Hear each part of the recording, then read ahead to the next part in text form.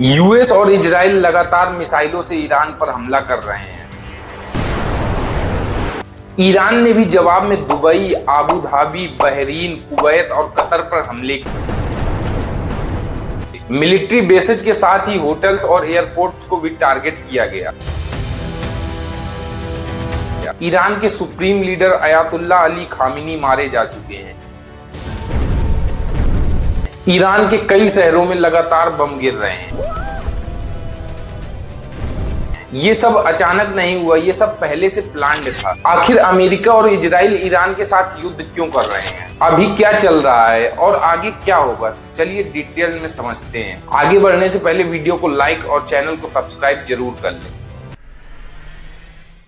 Iran middle east का एक बहुत ही पावरफुल और स्ट्रेटेजिकली इंपॉर्टेंट कंट्री है। ईरान के पॉलिटिकल सिस्टम में सुप्रीम लीडर सबसे पावरफुल होता है, जिसके पास मिलिट्री, जुडिशियरी, फॉरेन पॉलिसी और नेशनल सिक्योरिटी से जुड़े फाइनल डिसीजंस होते हैं। अली खामिनी 1989 से ईरान के सुप्रीम लीडर हैं और इससे पहले ईरान के रेवोल्यूशनरी लीडर रूहुल्ला खुमैनी थे, जिन्होंने 1979 के इस्लामिक रेवोल्यूशन के बाद इस सिस्टम की नींव रखी। अब सवाल ये है, ईरान और बाकी दुनिया के बीच टेंशन इतना ज्यादा क्यों बढ़ा? इसकी सबसे बड़ी वजह है ईरान का न्यूक्लियर प्रोग्राम, जिसको लेकर कई सालों से ईरान और यूनाइटेड स्टेट्स के बीच सीरियस पॉलिटिकल और डिप्लोमेटिक डिस्प्यूट्स चलते आ रहे हैं। अमेरिका और उसके अलायंस का मानना है कि ईरान फ्यूचर में न्यूक्लियर वेपन डेवलप कर सकता है, जबकि ईरान हमेशा से कहता आ रहा है उसका न्यूक्लियर प्रोग्राम सिर्फ सिविलियन और एनर्जी पर्पज के लिए है। इस टेंशन का दूसरा सबसे बड़ा कारण है ईरान का मिडिल ईस्ट के कई रीजन्स में इन्फ्लुएंस। जो ईरान है वो लेबनान, सीरिया, इराक और यमन जैसे एरियाज में अपने एलाइड ग्रुप को सपोर्ट करता है। इसमें सबसे ज्यादा फेमस और कंट्रोवर्शियल ग्रुप है हिजबुल्ला, जिसे ईरान का क्लोज रीजनल एलाई माना जाता है। इसी वजह से इजराइल और ईरान के रिलेशंस हमेशा से ही एक्सट्रीमली हॉस्टाइल रहे हैं और ईरान की टॉप लीडरशिप ने भी कई बार इजराइल के खिलाफ बहुत ही स्ट्रॉन्ग स्टेटमेंट्स दिए हैं। अभी रिसेंट में अमेरिका काफी टाइम से ईरान के ऊपर हमला करने की तैयारी कर रहा था। अमेरिका और इजराइल ने ईरानियन लीडरशिप और मिलिट्री साइट्स के अगेंस्ट ज्वाइंट ऑपरेशन लॉन्च किया।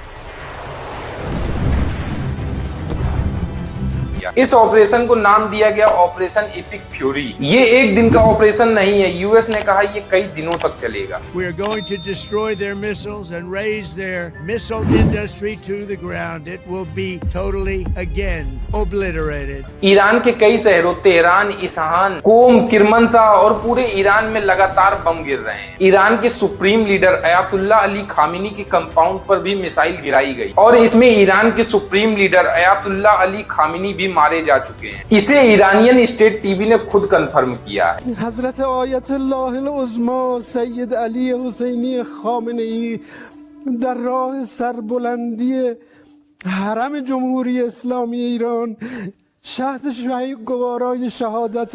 इसके बाद ईरान में नेशनल मॉर्निंग और 7 दिन की छुट्टी का ऐलान किया गया। खामिनी अपने ऑफिस में थे जब उनके कंपाउंड में स्ट्राइक की गई। उनके साथ उनकी बेटी, दामाद और पोती भी मारी गई। इसके अलावा एक डिफेंस काउंसिल मीटिंग में ईरान मिलिट्री के टॉप कमांडर्स भी मारे गए। जवाब में ईरान ने यूएई, कतर, बहरीन और कुवैत सब पर मिसाइल दागी। दुबई में कई जगहों पर धमाके सुनाई दिए। दुबई इंटरनेशनल एयरपोर्ट को भी नुकसान पहुंचा। आबू धाबी में एक इंसान की जान चली गई। दोहा में यूएस के अल उदैद एयर बेस पर हमला किया। बहरीन में तो यूएस नेवी के 5th फ्लीट बेस पर डायरेक्ट हिट हुआ, जिसका यह वीडियो भी सामने आया। ईरान की आर्म्ड फोर्सेस आईआरजीसी ने कहा कि उन्होंने अमेरिका के 27 देशों पर हमला किया। आईआरजीसी ने इस ऑपरेशन का नाम ट्रू प्रॉमिस 4 रखा। इस हमले में मिलिट्री बेसेस के साथ ही एयरपोर्ट्स और होटल्स को भी टारगेट किया गया। ज्यादातर गल्फ देशों के एयर स्पेस को क्लोज किया जा चुका है। सारी फ्लाइट्स कैंसिल हो चुकी हैं। अगर ये स्ट्राइक्स फुल स्केल वॉर में बदल गई तो इसका इम्पैक्ट बहुत बुरा पड़ेगा। इंडिया अपना 50% से ज्यादा crude oil state of Hormuz से इम्पोर्ट करता है। इंडिया अभी 26 लाख बैरल ऑयल हर रोज गल्फ कंट्रीज से इंपोर्ट करता है। रिपोर्ट्स में बताया गया है कि ईरान की फोर्सेज ने स्टेट ऑफ हॉर्मुज को बंद करने का ऐलान किया है। इंडिया पर इसका सीधा असर होगा कि पेट्रोल डीजल का प्राइस बढ़ेगा, शिपिंग कॉस्ट बढ़ेगी और इन्फ्लेशन बढ़ेगी और रुपये पर और भी दबाव पड़ेगा। इन सब में सबसे दिल दहला देने वाली बात यह है कि ईरान के एक शहर मिनाब में एक गर्ल्स प्राइमरी स्कूल पर भी हमला किया गया। ये हमला दिन के समय पर किया गया जब स्कूल पूरी तरह से भरा हुआ था। इस हमले में कम से कम 100 बच्चे मारे गए। ईरान ईरान में अली खुमैनी की मौत पर ईरान के लोगों का रिएक्शन बटा हुआ है। कुछ लोग खुश हैं कि एक डिक्टेटर मारा गया और कुछ लोग बहुत ज्यादा दुखी हैं। अमेरिका कह रहा है कि ईरान के डिक्टेटर को हटाने के लिए और ईरान के लोगों के लिए शांति और डेमोक्रेसी लाने के लिए यह सब किया जा रहा है। To prevent this very wicked, radical dictatorship,